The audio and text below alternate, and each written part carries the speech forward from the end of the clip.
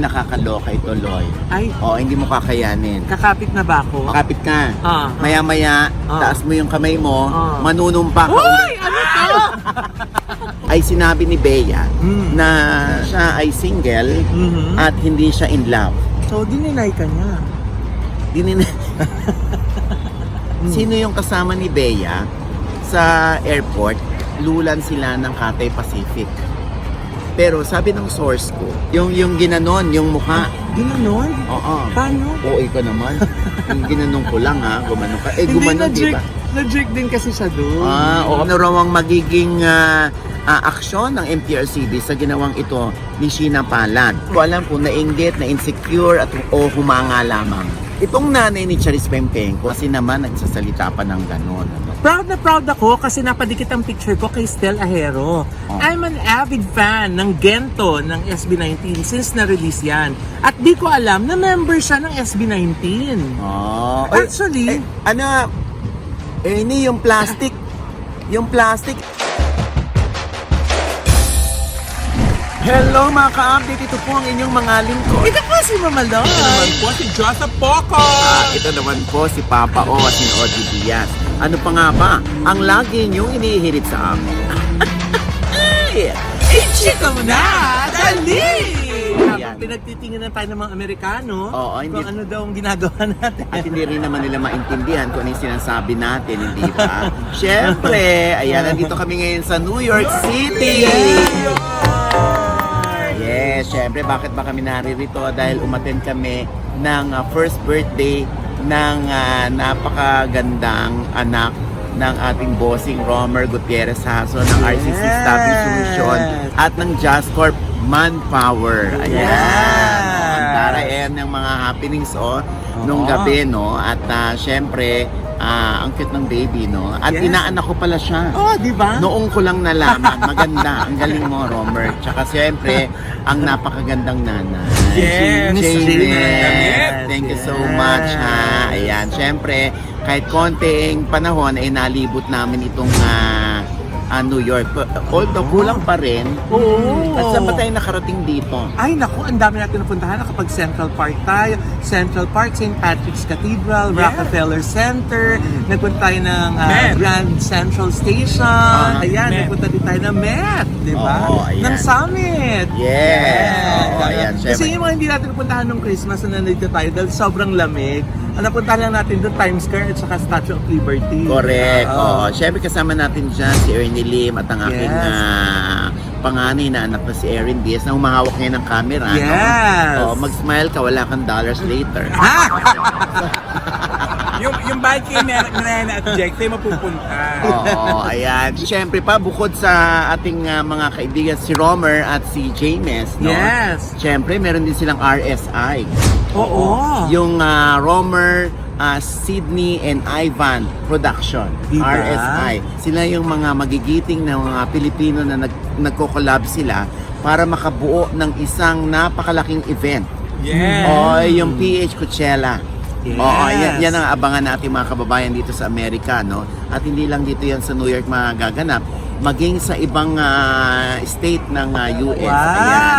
Oo. Siyempre, hindi lang yan, ano, dahil kasama rin natin dito, no? Si Maring Rose Santos, ang dakilang ninang ni Erin sa Binyag. Yes. Napaka-generous. Oo, At ang generous kanyang din. White House Cares. Oo, Yan. siyempre magkaiba yung RCC Staffing Solution USA at saka yung White House Cares. Yung no? RCC kasi na yung mga teachers. So Aha. yung mga teachers dyan na gusto mag-apply, magtrabaho dito sa abroad. Yung namang White House Cares naman po. Sandali, yung mga teachers galing ng Pilipinas, Yes. dadali ni Romer dito sa US. Yes. Lalo na rito sa New York, sa Alaska. Yan, yung Iba't mga ibang state. Oo. Yung White House Cares naman ano. Ayun naman, sila naman ay nagde-deploy ng mga nurses at saka mga caregivers na nandito na sa Amerika o kaya merong US visa na gusto magtrabaho dito sa Oo. New York. Correct. Diba? Oo, ayan. So magkaiba sila, no? Yes, Pero pareho kasi- nating kaibigan yan. Oo, pati yung mga facilities, mga nursing homes na kailangan ng mga manpower, yan ang sinusupply ng White House Care. Oo, ayan. At syempre, ay Ah. nako, ito na Loy, nakakaloka. No? ano Kahit na? nandito tayo sa New York, kailangan malaman nila mga latest happenings. True. No? Ay, nakakaloka ito, Loy. Ay, Hindi mo kakayanin. kakapit na ba ako? Kakapit ka. Kakapit ka. Pagkapit mo, maya-maya, taas mo yung kamay mo, manunumpa ka. Muna ako isama. Pero iniwan natin sa Pilipinas. Hindi, kasi diba kung maalala natin si Bea Alonso nga ay dininay niya na siya ay may boyfriend na dahil sa isang panayam sa kanya ni Don Sermino, no? Ay sinabi ni Bea na siya ay single at hindi siya in love. So dininay nga niya. So, dininay ka na. Dininay. Pero syempre, alam mo, maiintindihan naman natin si Bea kung saan siya nanggagaling, Pero yun nga, may nakarating lang naman sa akin, Yung tungkol nga dito. Yun na nga, na syempre, yung isa kong source, nagsasabing, wala ba siyang jowa ngayon? Single ba siya? Tinatanong ako, hindi ko naman masagot. Di mo masagot? Hindi ko masagot. Kasi, sinasabi niya sa akin, ng source ko, sino yung kasama ni Bea sa airport? Lulan sila ng Cathay Pacific. Siguro mga a week ago ito. Yun nga, may kasama raw na parang foreigner si Bea, pero magkahiwalay daw sila. So parang natutukan ng paparazzi, parang napaparazzi sila. Siyempre, sabi nung magkahiwalay sila, si Bea ay solo, yung guy daw ay solo rin. Sinoro no?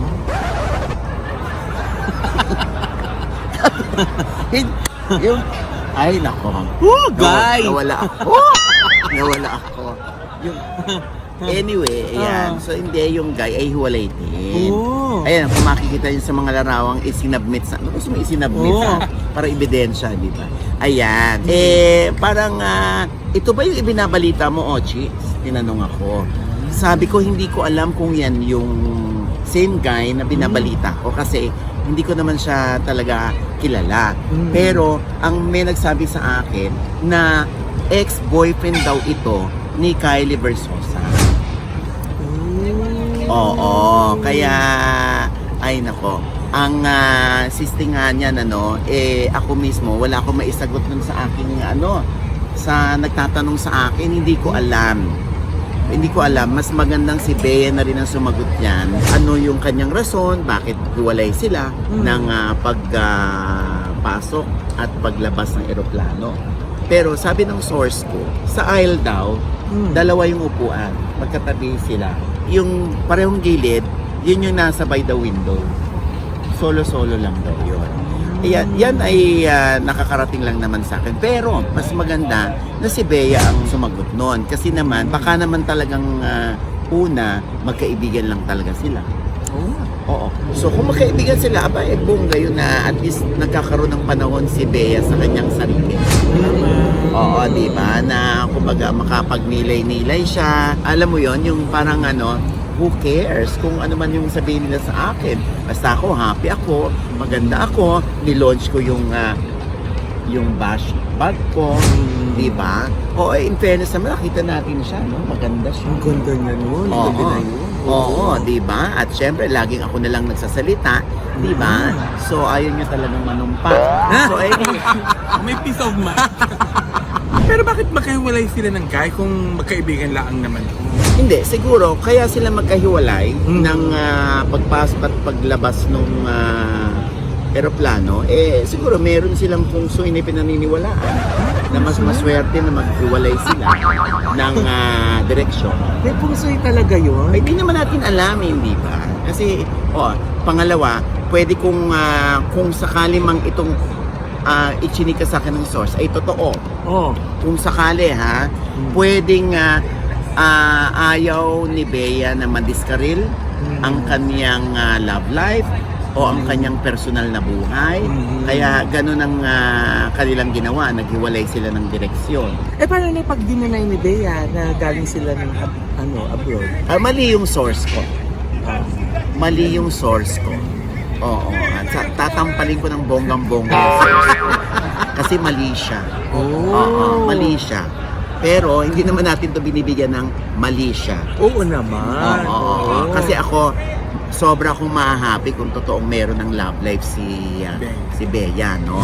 At isang British pa. Ay, ano ba yun? Ha? Talaga ba? Hindi, yun yung nababalitaan ko lang. Oo. Kaya ibigay natin kay Bea ang pag-amin o ang pagdi-deny kung mali yung ating source. Okay? Ayan. Woo! Oh, nakatawid!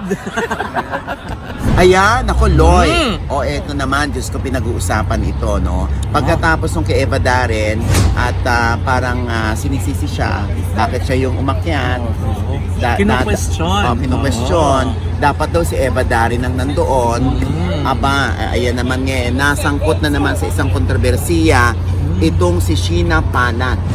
Oo, yung kapatid ng kaibigan natin si Felson Palad na jowa ni Donita Rose.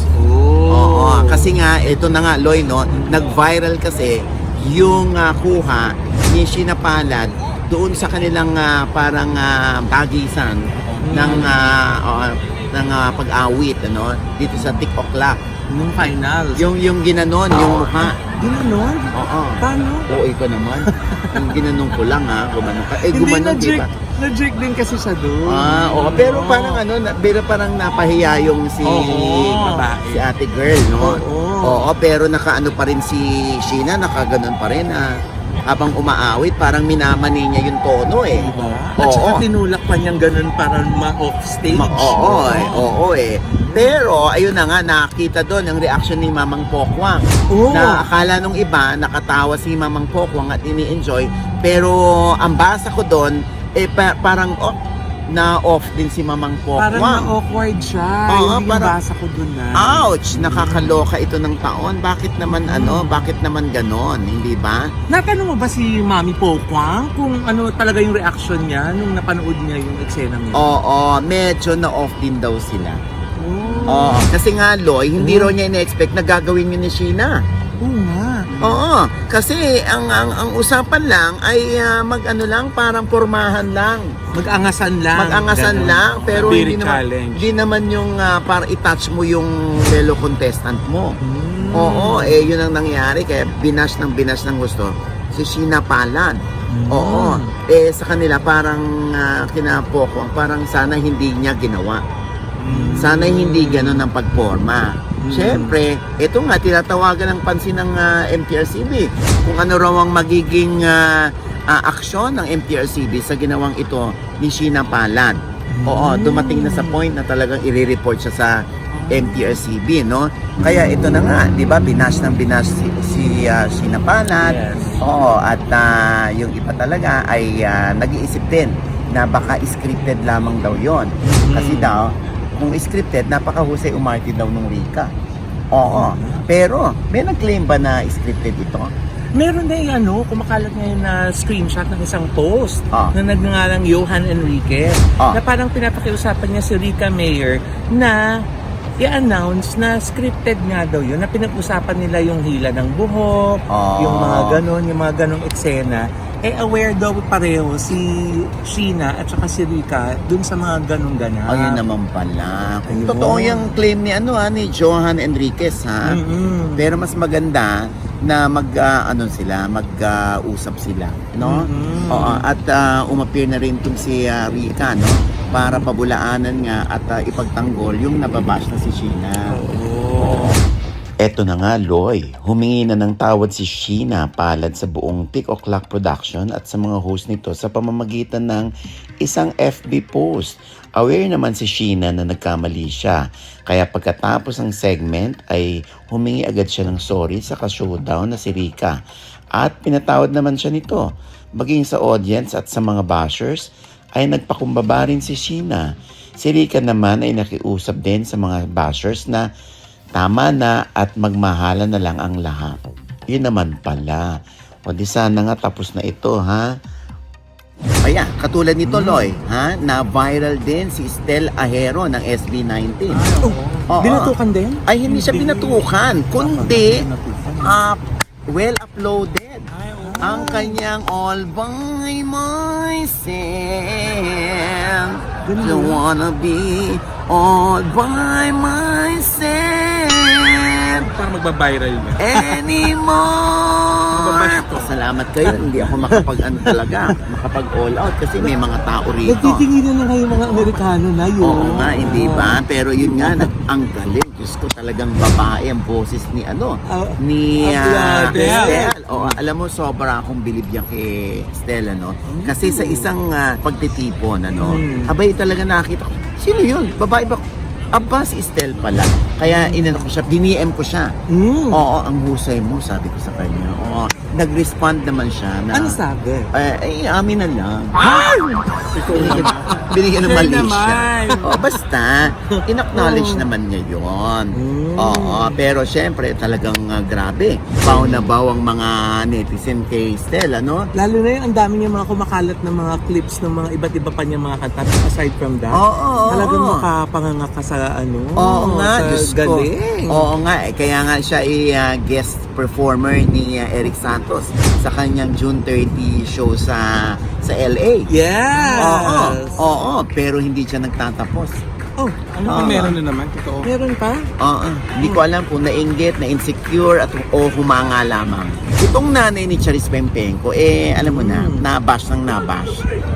Bakit nga ba, Lloyd? Kasi nga nag-comment siya na don't compare nga daw si Charisse at saka si Stell. Ito na yun, nasa sulat. Pasa. Sabi niya, gulatin mo din mga tao. Mag-Charisse Pempenko ka ulit, ha? Joke lang. Pero in fairness, magaling si Stell Ahero. Malajed Madela din. But still, don't compare with Charisse. Oops, just saying lang ha. It's my own opinion. Dadami na naman basher ko. Peace, yo. Ayun, ayan. Bilang kanyang wish, ayan, natupad. Ang dami nga niyang bashers. Ayun nga. Oo, kasi naman nagsasalita pa ng gano'n.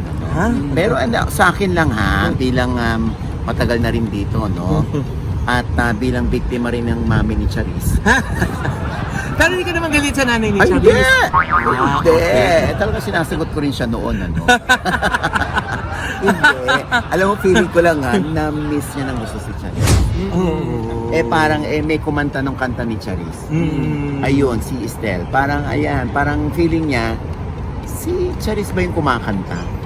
Ganon. Kaya siguro niya na i-comment na si Charisse yung kumaawit. Kaya naman nag-post ulit siya. May follow-up post siya na Bakit naman siya nag-follow up post? Eto nga, siguro dahil nga ang dami ng mga komento. Hindi niya nakinaya. Oo, diba? So Ano nag-explain sabi? na siya.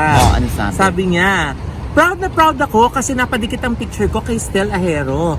I'm an avid fan ng Gento ng SB19 since na-release yan. At di ko alam na member siya ng SB19. Actually, ini yung plastic. Yung plastic, anin mo, pulutin mo ha, yung plastic. Basa ulit. Hindi, may plastic siyang natapakan. may plastic? Oo. Ano ulit? Parang wala naman plastic. Gaga plastic yun nasa ilalim na ng sapatos niya. Ulit, game. Saan ka Tuloy ko na? Tuloy mo na. Okay.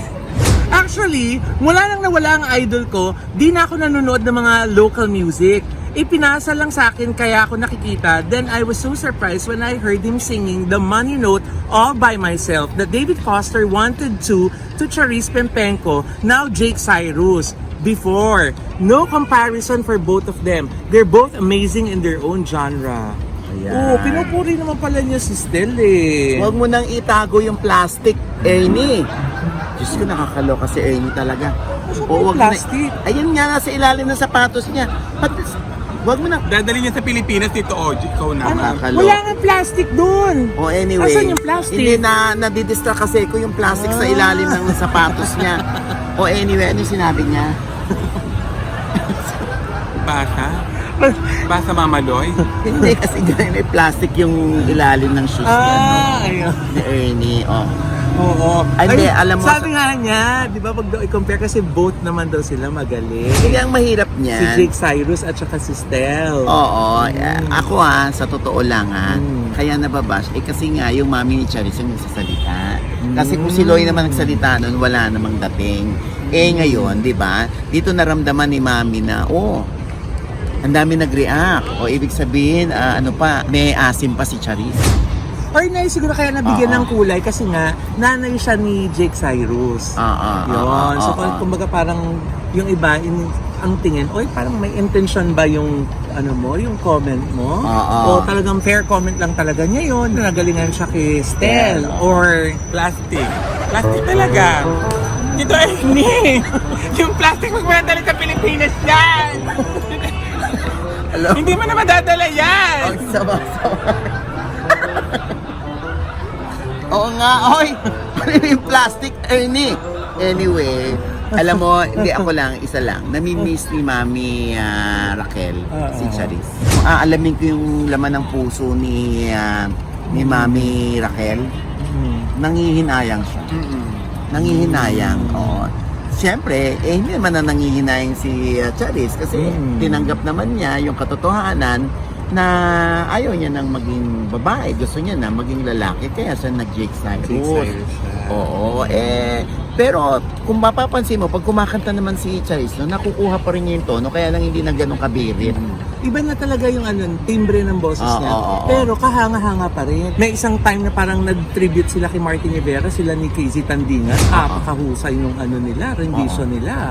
Bilib na bilib si Martin. At saka may isang trending yung kinanta ni Jake Cyrus, yung Charis Pempenko version ng Pyramid. Yung mga tao hindi pa rin makamove on.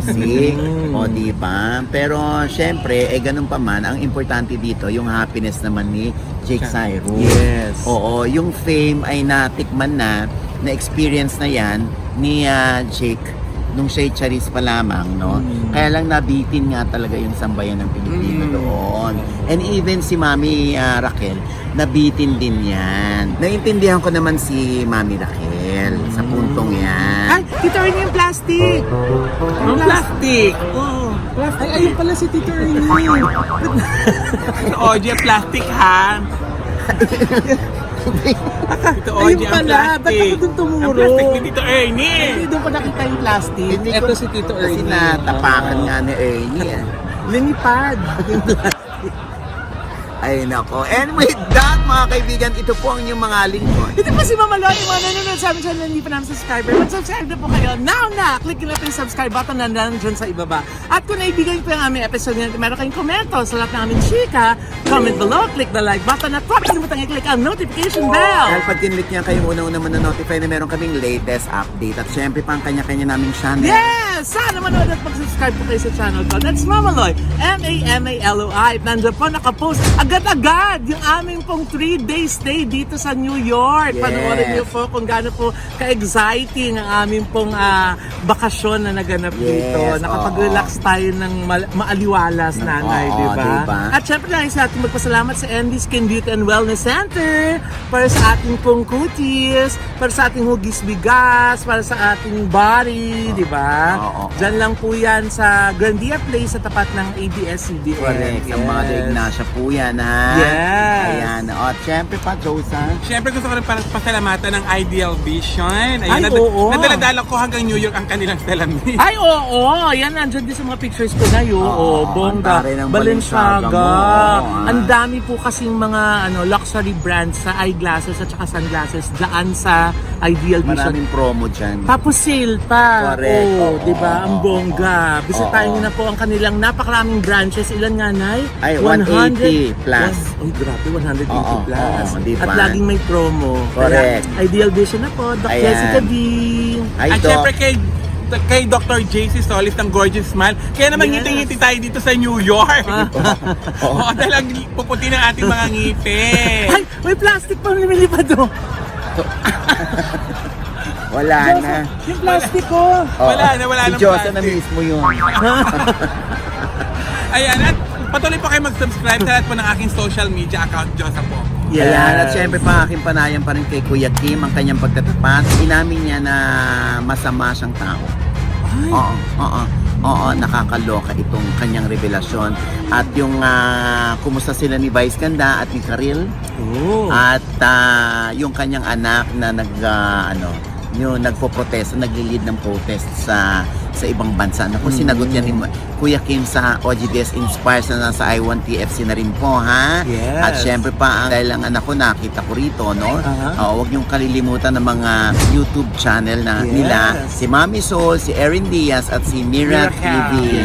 Ayan, at syempre pang OGDS Showbiz Update ay meron din pong fan page, Spotify at Apple Podcast. At yung aking OGDS TV po, ang aking newscast, Chikahan. Ayan, ha! At syempre pa, maraming salamat, ha, sa mga na-meet natin dito. Hindi na natin mababanggit, ano, dito sa New York. Oo, ha, syempre kay Romer Gutierrez Haso, kay James, kay Maring Rose Santos. Ayan, maraming salamat. At Kay Sir Bong! Ating piloto at saka, di ba? Naku, pag pupunta kayo sa New York, no, at gusto nyo na, Artista van. makaka-artista yung van ninyo, naku, mag-rent kayo kay Kuya Bong. Ayan, Bong Chavez po. Yes, Ayan. kasi pati yung mga artista sa kanya sumasakay. Sa kanya na, sumasakay diba? yung mga artista. Kaya naman, naku, Diyos ko, lalo na kung malaking pamilya kayo, kasang-kasa kayo. Yes. Ang laki-laki ng van, ha? Safe driving, Correct, oo, di ba? At syempre pa, ito pa rin po ang inyong lingkod, Papa Osin Oji Diaz, na laging nagsasabi at nagpapaalala sa inyo na sa tuwing gigising po tayo tuwing umaga, huwag po tayong makakalimot, ha?